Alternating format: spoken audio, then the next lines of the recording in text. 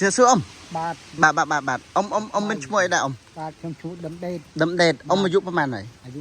62 អ៊ំ62អ៊ំពីមុនដែលមិនទាន់ប្រើត្រីសាឡាអ៊ំឈឺអីដែរ ខ្ញុំឈឺស្លាក់ដៃស្លាក់ជើងព្រមទាំងកាពះពោះវៀនទាំងកម្រងនោម បាទស្លាកដៃស្លាកជើងនិងកាពះវៀននិងតម្រងនោម បាទ បាទហើយអាតម្រងនោមស្លាកដៃស្លាកជើងវាធ្វើទុកបែបម៉េចដែរ បាទអានឹងវាក្តៅត្រង់ឆ្ងាស់រៀងហ្នឹងអាកម្រងនោម បាទ លោកគ្រូហ្នឹងហើយដល់ពេលអាស្លាក់ដៃស្លាក់ជើងអានឹងវាឈឺជុំវិញក៏ជើងក្តៅទៅបាទហើយចុកក៏ផនជើងនឹង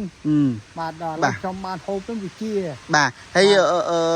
តម្រងនោមរបស់អ៊ំវាធ្វើទុកបែបម៉េច អានេះវាក្តៅ ក្តៅហើយបិទជើងតូចមួយយប់ប្រហែលដង ជើងតូចនេះ9 ដងអីទៅ 9 ដងមួយយប់ចាឥឡូវ នេះសល់តែ2 ដងទេ អូសល់តែ2 ដង បាទស្រួល បាទចាឥឡូវអ៊ំនៅពេលដែលអ៊ំប្រើ